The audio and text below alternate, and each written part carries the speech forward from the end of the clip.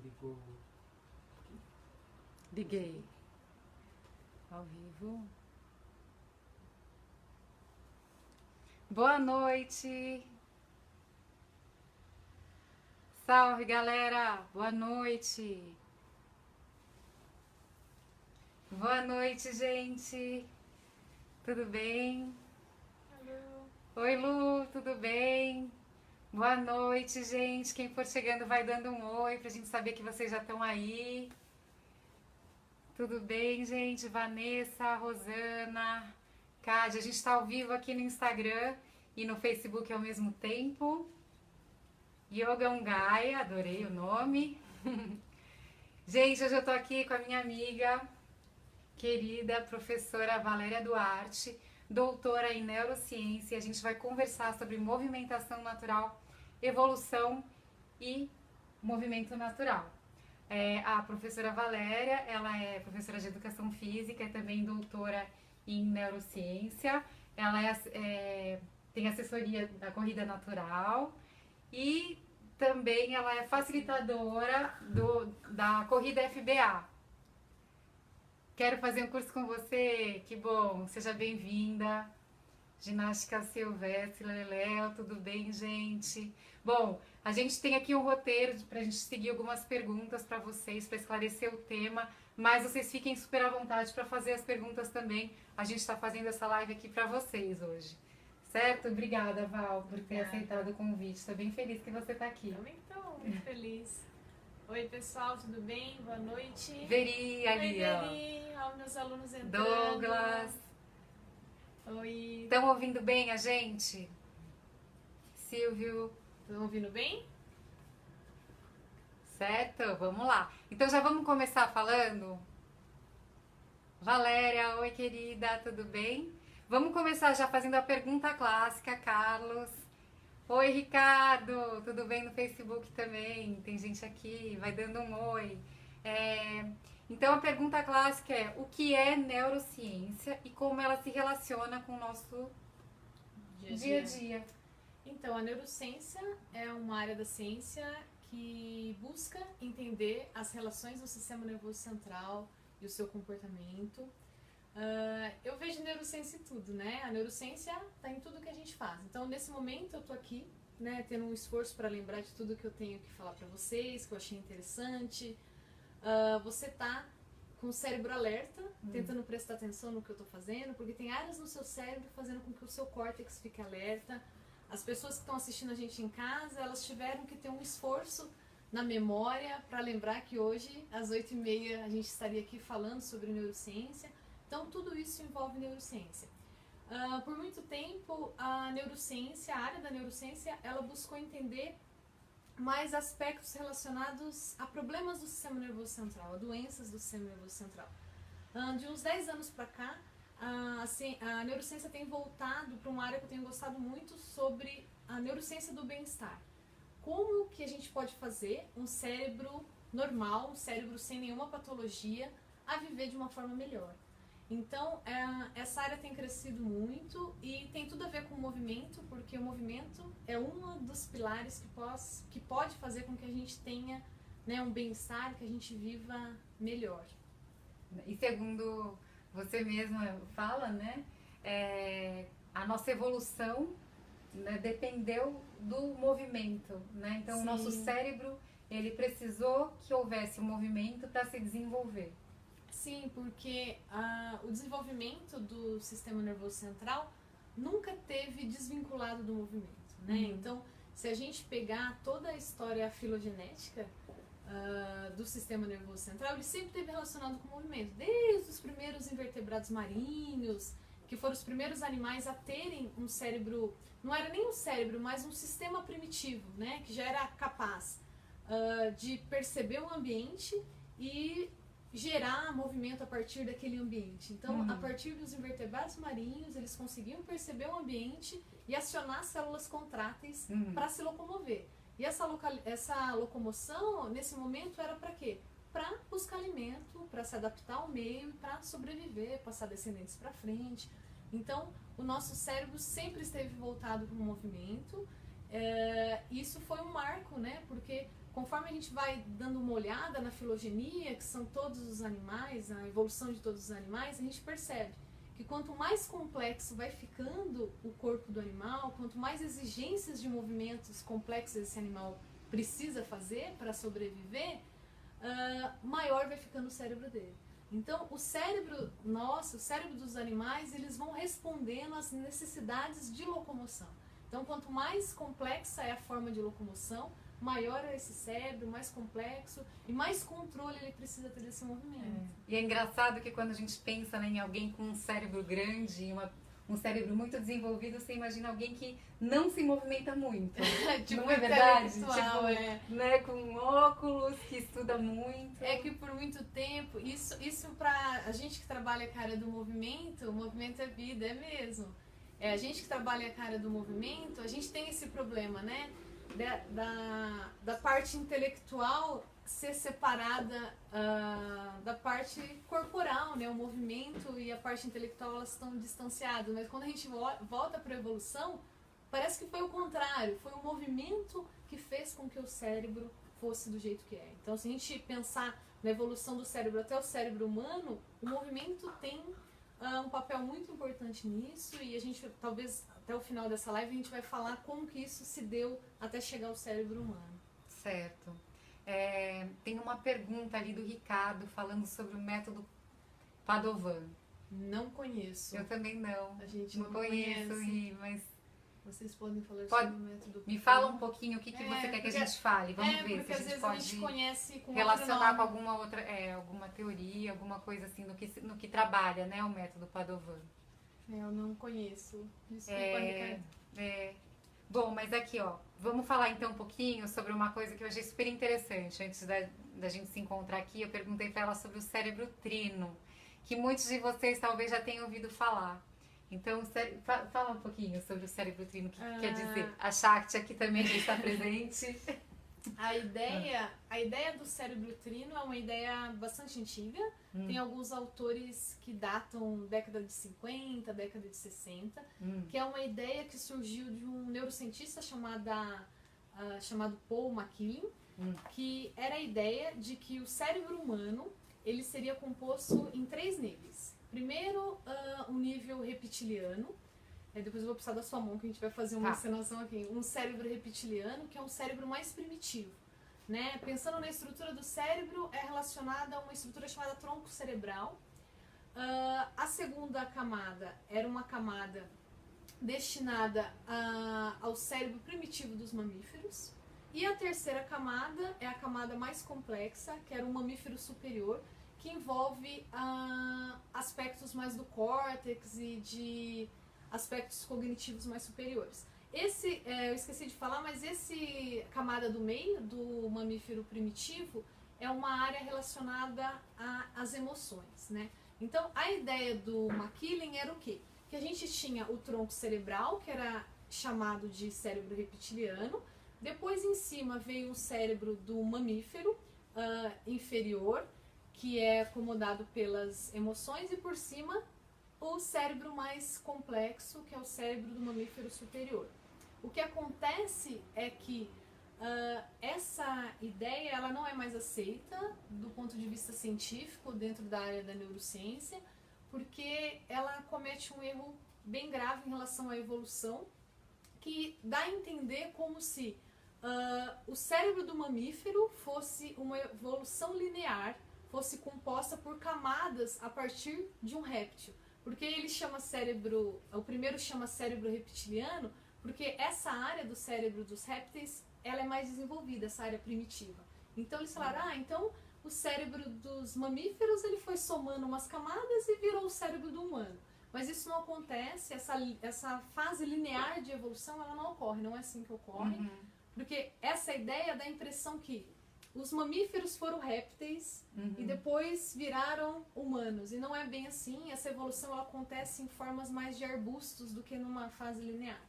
Tá? Então esse é o problema dessa teoria, mas ela acerta em relação às estruturas. Né? Então, por exemplo, o cérebro reptiliano ele é uma área que responde mais a áreas primitivas de respiração, de movimentos mais mais primitivos. A segunda parte relacionada às emoções, realmente a partir dos mamíferos, a parte emocional do sistema límbico era mais desenvolvida e dos humanos o córtex. Mas essa ideia não funciona mais, mas vocês vão ver muito isso.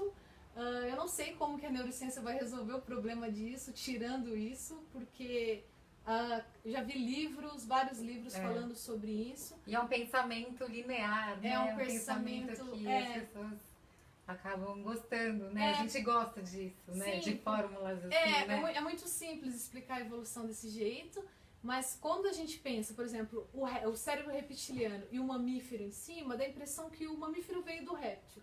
Mas hoje os estudos sabem que não foi bem assim, não veio, né? Nós nunca fomos répteis no passado. Sim. Então, se a gente nunca foi répteis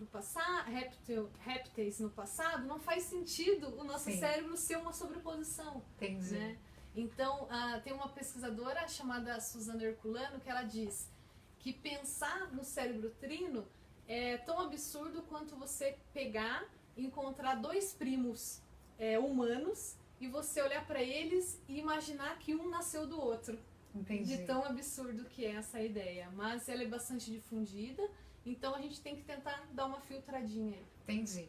A Lu falou o seguinte, que o método Padovan, voltando na pergunta do Ricardo, Sim. de uma forma muito resumida, o método trabalha com movimentos primordiais para reabilitar o sistema nervoso. Eu acho que essa área entra mais na área da fisioterapia, né? Porque, pelo menos na área da educação física, a gente não atua em área de reabilitação. Então, talvez o fisioterapeuta da sala possa nos ajudar, porque em relação à reabilitação eu não conheço. Você conhece? Conhece, Bruno? Não. Tá. Esse é o pessoal da área da neuro. Tá, o pessoal da neuro em relação à fisioterapia, não Entendi. à neurociência em geral. Bom, eu queria que você falasse um pouquinho sobre o cérebro e o movimento. A gente já adiantou um pouquinho, né? Falando que... Movimento natural. O cérebro, ele nunca se distanciou do movimento. O movimento natural que a gente conhece, né? E a gente usa bastante as crianças como exemplo. Os movimentos naturais são naturais. São aqueles movimentos que eles não são aprendidos, eles são inatos, né? Uhum. E quando a gente pensa no sistema nervoso central, existem áreas do sistema nervoso central relacionadas a esses movimentos inatos, né? Então, por exemplo, no tronco cerebral a gente tem programas inatos responsáveis por alguns movimentos que são já naturais, né? Então, por exemplo, a gente nunca pensa na respiração, mas a respiração é um movimento que envolve o músculo diafragma e esse é um movimento natural. Embora a gente consiga controlar esse movimento natural através da consciência, é um movimento natural e ele está dentro do tronco encefálico em programas, né? Então, o engatinhar, nunca ninguém ensinou uma criança a engatinhar, ela já nasce sabendo engatinhar, o rastejar, esses são movimentos naturais, pensando na ontogenia. Claro que depois a gente consegue extrapolar isso para outros movimentos naturais, né? Por exemplo, o lançar, o agarrar, também são movimentos que são específicos da espécie humana e também são considerados movimentos naturais. Então, o nosso cérebro está totalmente bem colocado em relação aos movimentos naturais, ele está totalmente à vontade nos movimentos naturais, porque foi um movimento que fez parte da nossa espécie, né, da evolução da nossa espécie. Então, são movimentos que, infelizmente, na nossa sociedade, a gente acaba negligenciando, né, porque a gente acredita que as coisas mais complexas tenham valores maiores, então a gente talvez... A Érica e a gente que trabalha com movimento natural, seja a hora da gente começar a resgatar um pouco isso, né? Porque esses movimentos, em relação ao sistema nervoso central, eles têm alguma diferença, né? Tem poucos estudos sobre isso, mas os estudos que tem já mostram, né? Tem um estudo que é super interessante, que fala sobre, que compara yoga ao movimento natural. Fala um pouco. Sim, tem um estudo, se eu não me engano, ele foi publicado em 2016. Essa pesquisadora, o que ela fez? Ela tentou entender qual era a diferença entre o movimento natural, a yoga, e colocou um grupo só para assistir uma aula na universidade como se fosse um grupo controle. E ela queria entender se existia diferenças nas funções cognitivas, para falar a verdade, na memória de trabalho dessas pessoas. Então, ela pegou um grupo e colocou para fazer movimentação natural com o programa do Movinat. Então, consistia em caminhar descalço, movimentos de equilíbrio, engatinhar, tudo que quem gosta de movimentação natural faz, rolamento. Então, esse grupo foi encaminhado para essa atividade. O segundo grupo foi encaminhado para yoga e o outro grupo controle só ficou assistindo uma disciplina lá. O que eles chegaram à conclusão? Que o grupo que foi encaminhado para a movimentação natural, ele teve uma melhora na memória de trabalho comparado ao grupo que só ficou fazendo a yoga. E a justificativa do artigo era que essa movimentação natural, ela era muito complexa, ela exigia atividades muito combinadas, porque enquanto a pessoa estava se equilibrando, por exemplo, numa barra, ela tinha que prestar atenção no vento, porque essa atividade de movimentação natural foi feita em um ambiente aberto. Então ela tinha que prestar atenção, além do próprio corpo, com atividades externas. Um ambiente, né? Um ambiente. Isso, para o cérebro dela, era uma atividade muito complexa. Isso fez com que as funções cognitivas fossem vistas de forma melhor comparado à pessoa que só fez a yoga. Porque, segundo a pesquisadora, a justificativa é que essa movimentação era uma movimentação proprioceptiva dinâmica e a yoga era uma proprioceptiva estática. E é interessante quando a gente pensa em evolução, faz muito sentido, né? Porque o ser humano está envolvido com movimentação natural há mais de 2 milhões de anos. E na nossa base, né, no nosso começo da evolução, a gente não tinha ambiente controlado, né? Exatamente. Os nossos ancestrais, eles não corriam na savana com ar-condicionado, né? Eles tinham um ambiente totalmente imprevisível. E não era sempre no tapete que se movimentava não no era, chão? Não era no tapete, sabia. não tinha toalhinha para secar. Então, a autora ela não justificou dessa forma, mas eu justificaria também, eu colocaria um pouquinho de neurociência evolutiva, que é essa área, que justifica por que o cérebro desses participantes trabalhou de forma diferente. Porque possivelmente essa forma de movimento é uma forma de movimento que já estava há milhões de anos fazendo parte da nossa história evolutiva. Então a gente tem como eu poderia falar, uma área comum, né? Sim. Isso aqui faz parte da minha história. Isso faz parte de um lugar que a gente tem para onde se desenvolver, né? Tem uma base ali, né? Um potencial. Um potencial porque isso fez parte da nossa história evolutiva. Quem fala nesse termo de neurociência evolutiva são pesquisadores da Universidade do Arizona, e essa área da neurociência é uma área que eu gosto muito porque ela estuda as relações, né, desenvolvimentais, evolutivas do cérebro ao longo de toda esse processo evolutivo e relaciona com o movimento. Então eu acho muito legal. E outra coisa que é muito interessante, porque por milhões de anos os nossos ancestrais, eles saíam se deslocando atrás de alimento num ato chamado forragiar. Então o forragiar é um deslocamento ancestral em busca de alimento.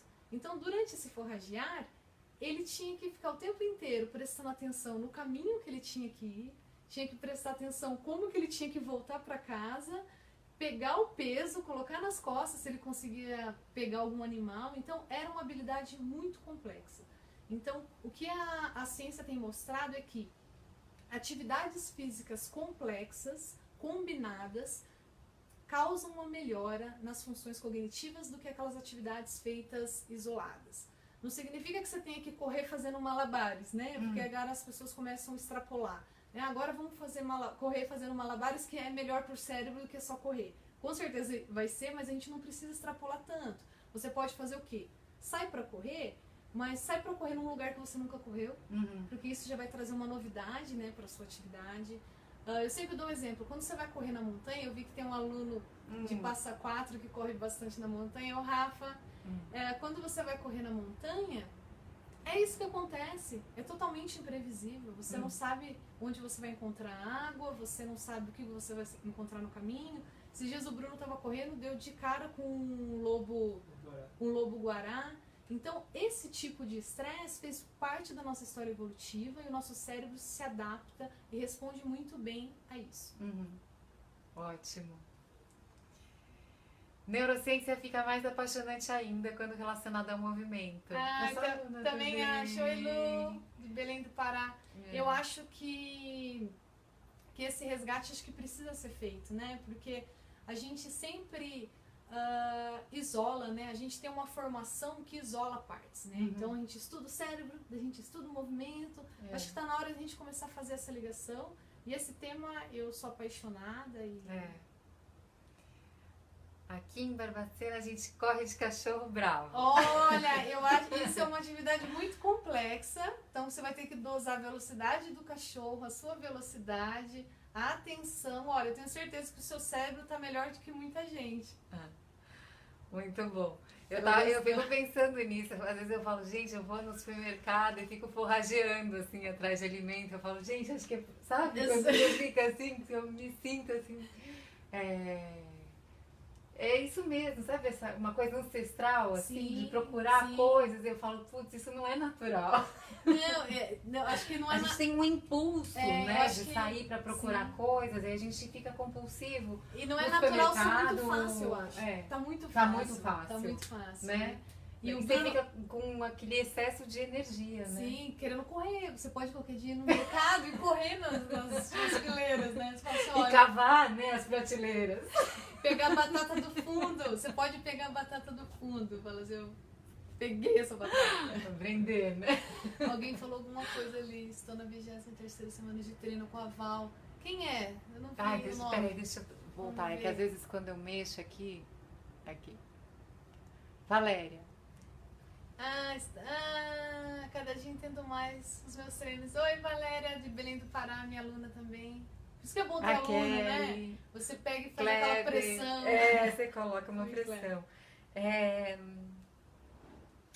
A gente falou isso, que o movimento natural impacta e modifica o cérebro. Mas a gente pode falar algumas coisas assim. Quando a gente fala que o movimento natural impacta o cérebro, não quer dizer que todas as outras atividades que a gente tem feito na sociedade, essas atividades culturais que a gente criou, né, esses esportes, causam mal para o cérebro. Só que o nosso corpo ele foi adaptado para certos movimentos. Então, a gente tem pouco estudo sobre movimentação natural, mas a gente tem bastante estudo sobre esportes, corrida em relação ao cérebro. Então, a ideia aqui não é tirar o que você já faz na sua academia, é somar, né? Você pode fazer atividades que você está fazendo, mas a gente pode tentar colocar mais atividades que tenham mais a ver com o processo evolutivo do ser humano, que eu acho que todo mundo vai ganhar. Sim. Colocando aos poucos, né? Os petiscos de movimento, né? Você vai colocando aos poucos e eu acho que todo mundo ganha aí. Com certeza.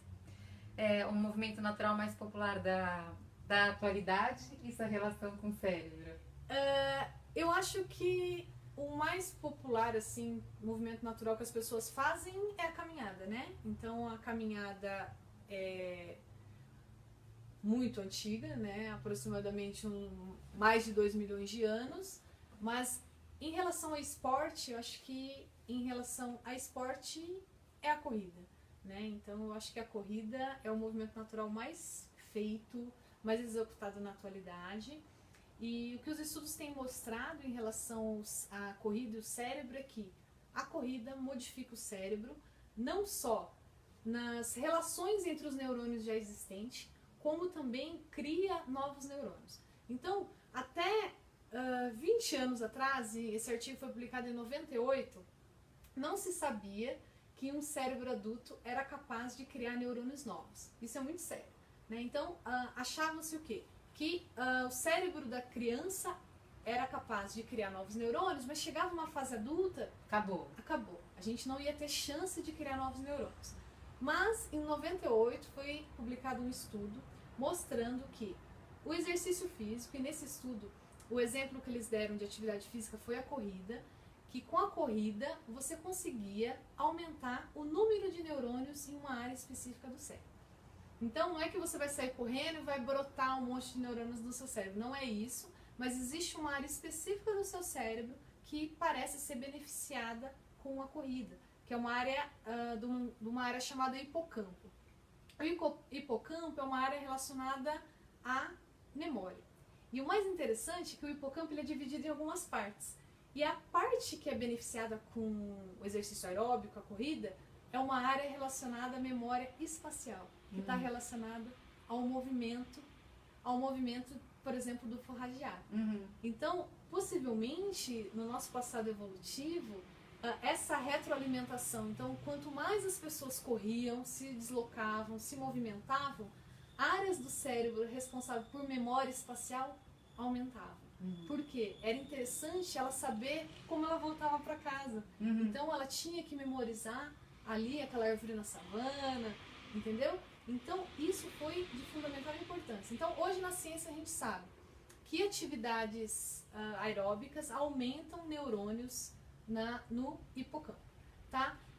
Fora isso, a atividade física melhora o funcionamento do cérebro pelos neurotransmissores que liberam, né? Então, quando a gente corre, a gente libera um monte de substância no nosso cérebro que é responsável pela nossa sensação de prazer, nossa sensação de bem-estar. Isso age numa área do cérebro chamado área de recompensa. Então, você sai para correr, tem uma enxurrada de neurotransmissores, se sente bem, então você tem uma recompensa. Não é uma recompensa paga, mas é uma recompensa intrínseca. Então você vai para sua casa, no outro dia você vai ter vontade de correr. E essa vontade de correr nada mais é do que o sistema de recompensa sendo ativado antes da corrida. E isso é motivação. Entendi. Então, o que é a motivação? É quando você experimenta uma coisa gostosa, no caso a corrida, e você volta para sua casa, e antes de você correr no outro dia, o seu cérebro já liga aquela área e fala assim, vai correr que é legal. E isso é motivação. Então, você que está em casa, está sem motivação de fazer alguma atividade física, comece.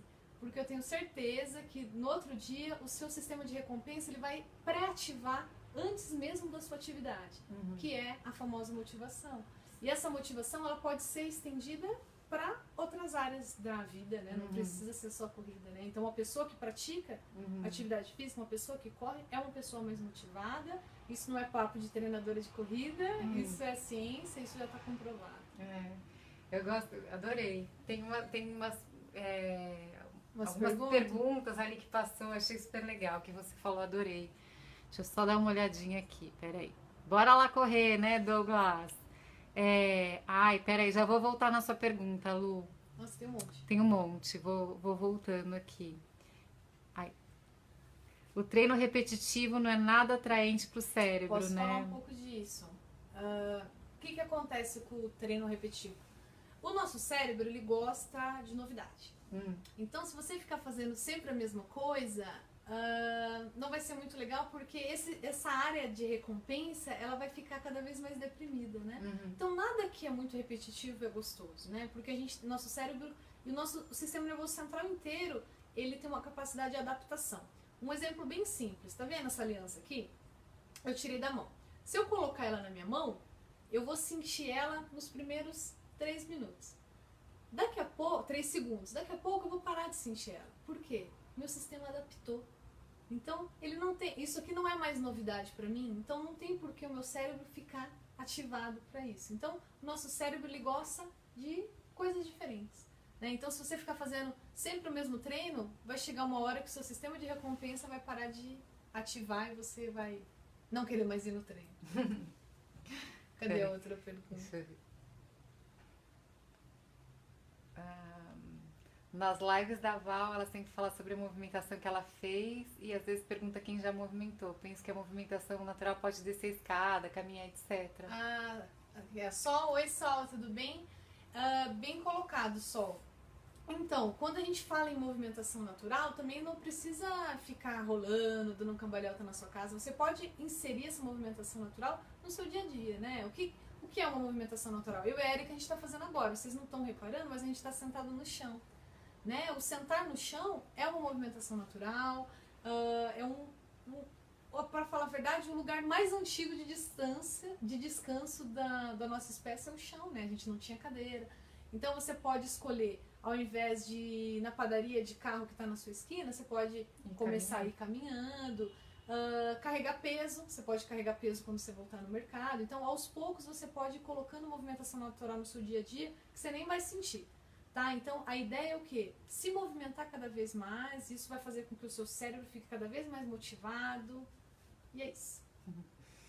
Nossos ancestrais corriam de predadores, escalavam, nadavam, saltavam.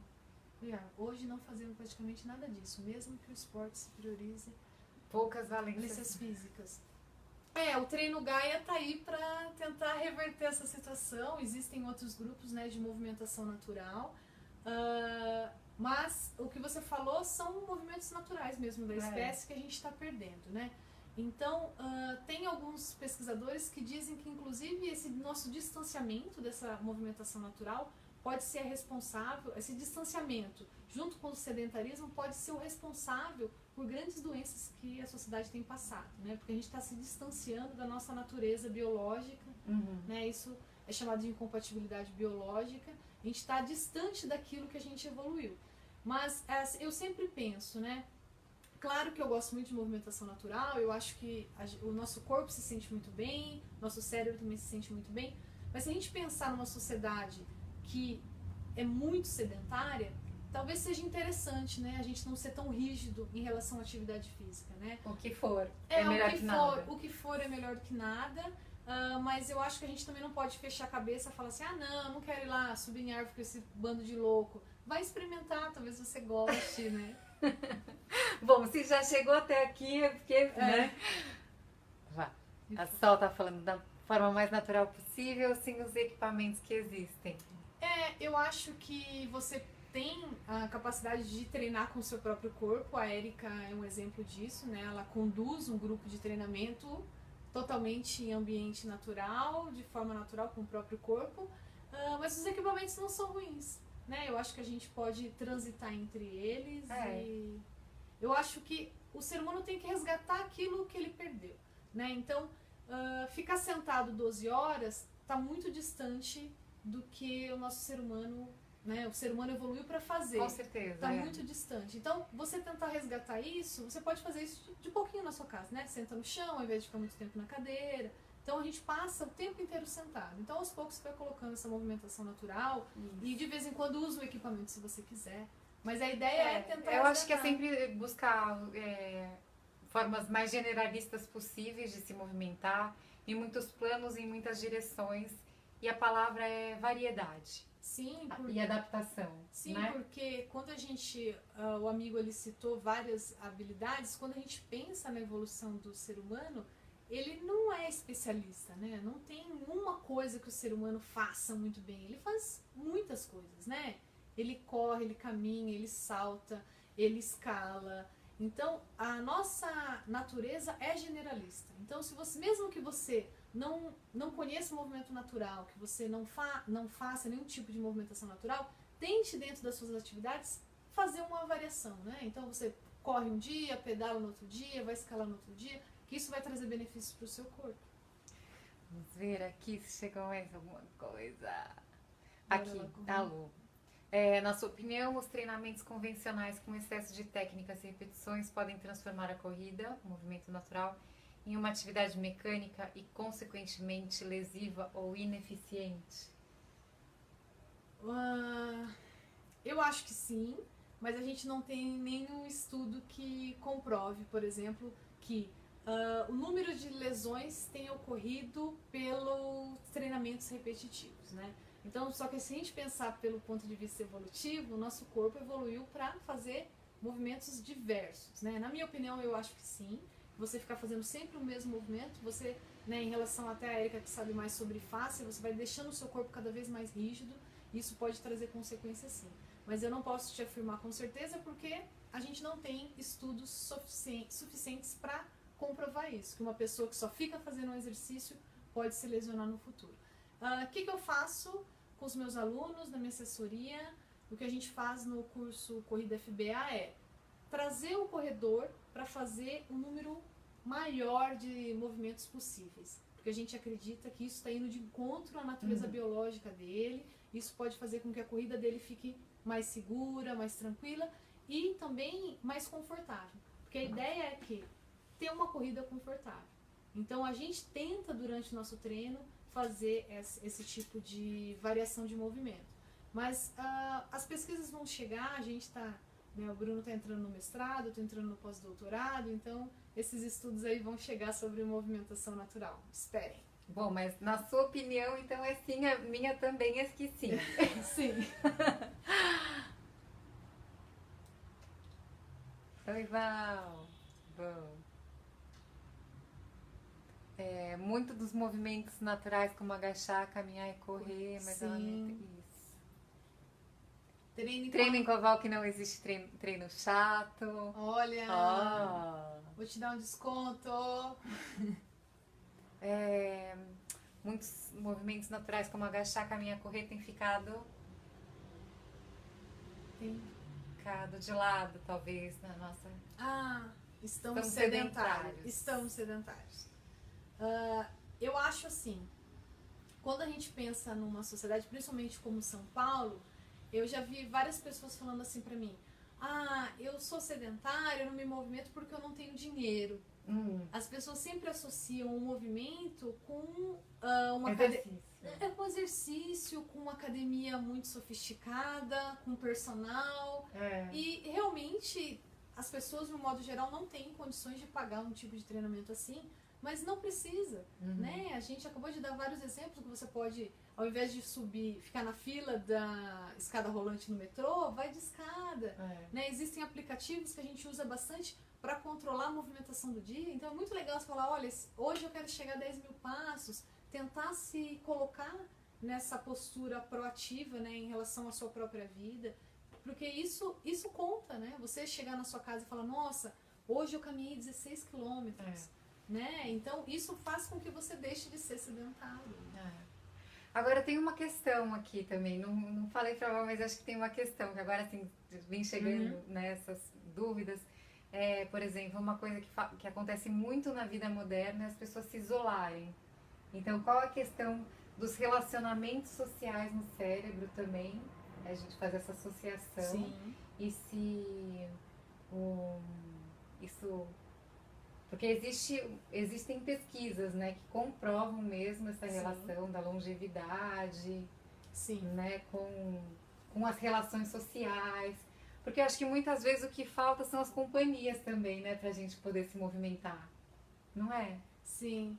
Olha meu esposo ali. Pra Val, não está funcionando o ganho de neurônio no hipocampo. Ela não lembra o caminho de volta na trilha.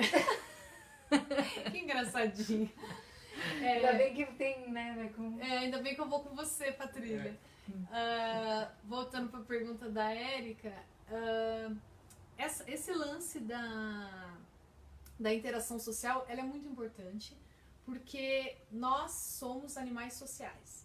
A gente precisa do outro para se sentir seguro, né? Então, não tem esse papo de que você consegue ficar bem sozinha. Nós somos animais sociais, a gente precisa do outro para sentir que a gente está seguro, tá? Então, treinar sozinho é muito mais difícil do que você treinar em grupo, porque você precisa do outro. As pesquisas que mostram sobre longevidade são muito legais, mostrando que as pessoas que têm contato social, elas conseguem viver mais do que aquelas pessoas que são isoladas. Por quê? Quando a gente está em grupo, a gente ativa também a nossa área de recompensa em uma área do cérebro chamada núcleo accumbens, que é uma área que dá prazer. Então, tá com o outro dá prazer. E acho que o tópico mais novo que tem da neurociência são estudos em relação a carinho, tá? Carinho, assim, um toque leve, contínuo e com pouca pressão. Então, o que esses estudos mostram? Que o carinho é o ponto máximo de interação social, que mostra para o indivíduo que ele não está sozinho. Então, olha que interessante. Esses estudos mostram que indivíduos, animais no caso, quando eles não têm carinho logo após o nascimento, eles serão adultos que terão problemas de controle de estresse. Serão adultos ansiosos e estressados. Porque faltou o quê? Carinho. Então, além de você ter esse contato social, você tocar o outro faz com que o seu cérebro mude, faça com que você consiga se controlar diante a estresse diários, porque o seu cérebro está diferente. Olha só. Que bom que a gente vive no Brasil, né? Que a gente pode se abraçar. Isso é muito importante, porque tem estudos relacionando também a massagem, o quanto esse toque modifica o cérebro, faz com que áreas relacionadas ao estresse diminuam, né? E também aumenta neurônios no hipocampo. Então, você fazer carinho em alguém aumenta os neurônios no hipocampo. Olha só, que interessante. Bom, acho que é isso. Tinha mais pergunta? Quis dizer que que estamos nos distanciando por conta do sedentarismo. Bruno, a Veri tá rolando aqui. A Marina tá falando que estamos todos mecanizados. A Vivi, oi lindeza. Acho que é isso. Quais os melhores exercícios para fortalecer os pés? Nossa, existem vários exercícios. É revisão, Bruna, aquele estudo mais novo? Saiu um ensaio clínico, um estudo recentemente mostrando, comparando um grupo que fez exercício para os pés e um grupo que só caminhou com calçado minimalista. Então, o grupo que só caminhou com calçado minimalista apresentou pés mais fortes do que aquele grupo que fez exercícios. Então, às vezes a gente fica pensando, só exercício, só exercício. Oi? Teve o mesmo resultado. Teve o mesmo resultado. Ó, os universitários estão falando aqui que teve o mesmo resultado. Então, você fazer exercício e caminhar com um sapato minimalista, você melhora o fortalecimento dos seus pés. Olha que coisa legal, né?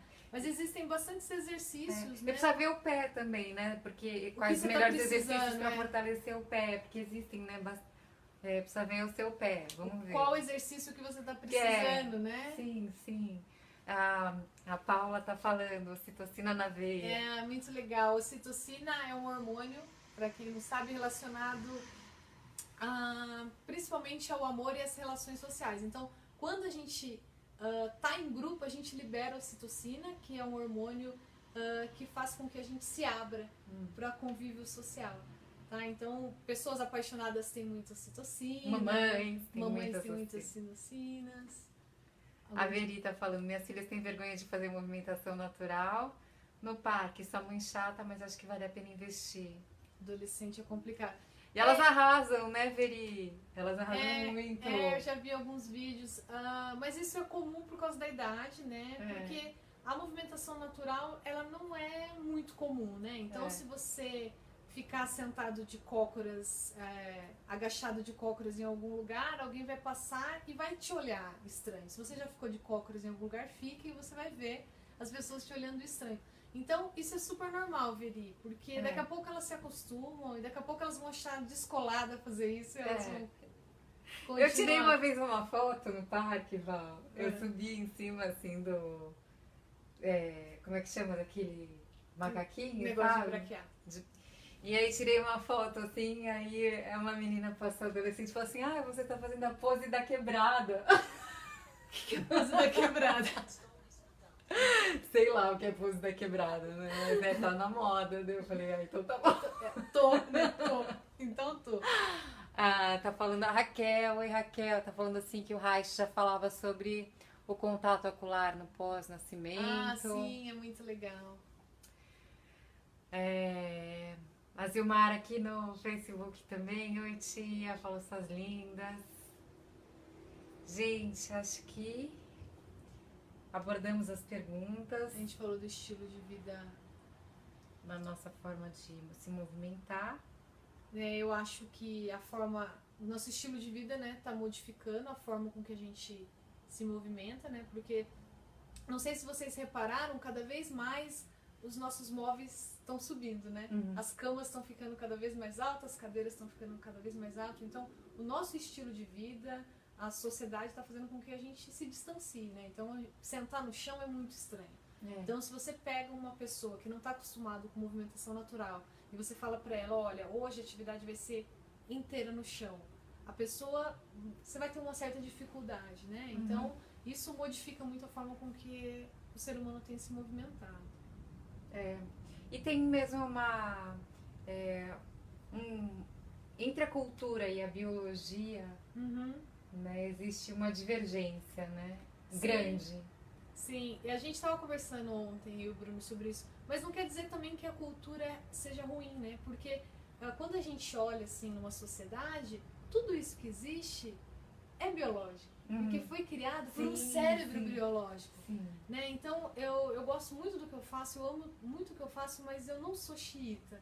Porque quando eu olho as coisas, isso foi criado por um cérebro biológico. Né? O ser humano, pelo todo o processo evolutivo, ele chegou com esse cérebro incrível que ele tem e ele criou essas coisas. Né? Então, são frutos de um ser biológico. Sim. Né? Então, só que a gente tem que começar a dosar o quanto isso está trazendo prejuízo para nossa vida. Não esquecer, né? Eu acho que não esquecer da nossa essência biológica. É o que eu vou falar nas considerações. Por quê? O que eu acho que é o grande problema do ser humano, e eu me coloco nisso também, é o ser humano não se considerar um animal. Então, o ser humano não se considera um animal. Quando ele não se considera um animal, ele não se sente parte da natureza.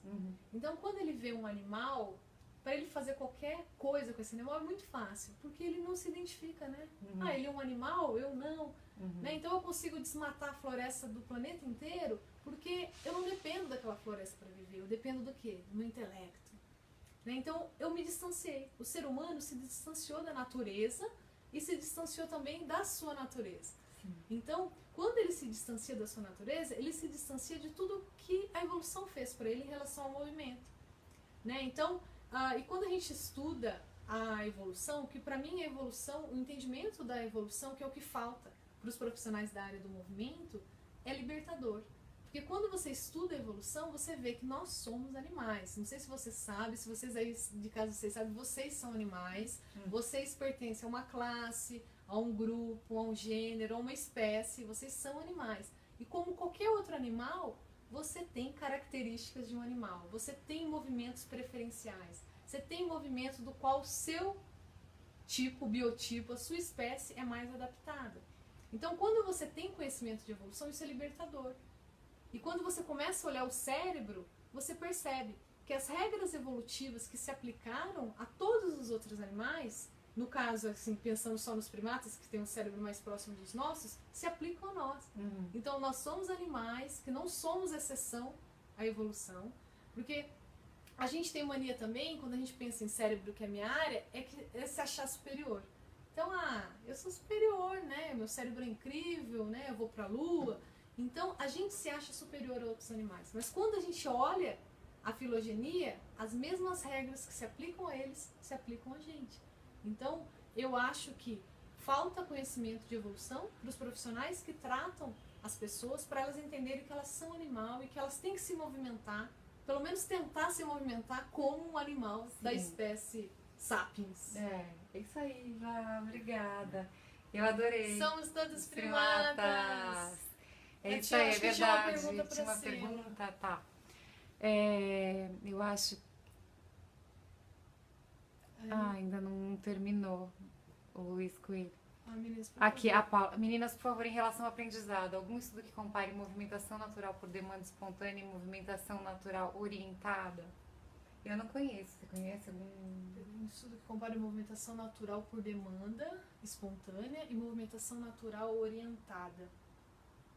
Não conheço. Para falar a verdade, estudos com movimento... Oi? Só tem aqui. Só tem esse que eu falei. Tem um outro estudo sobre quadrupedia, que pegou adultos e colocou os adultos para engatinhar.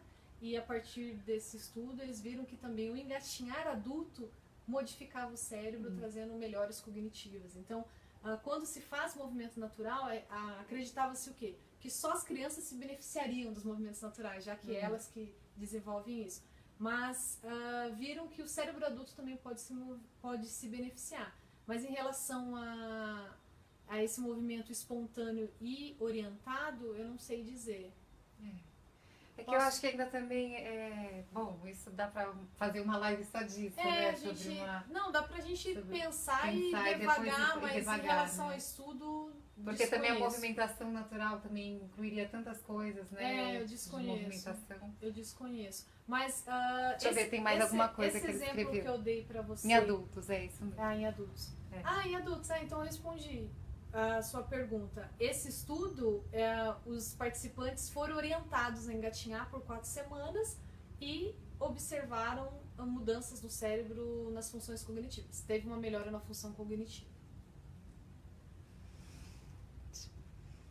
ver, acho que ali em foi. cima, Obrigada! Não tem estudos? Alguém falou ali mesmo. Sobe ali um Não tem pouquinho. mesmo, meninas. Ah lá. Pablo. Não tem mesmo. Obrigado, Pablo. Que maravilha. Bom, é isso, gente. A Val é uma das minhas professoras convidadas dentro do curso de certificação do Treino Gaia. Uhum.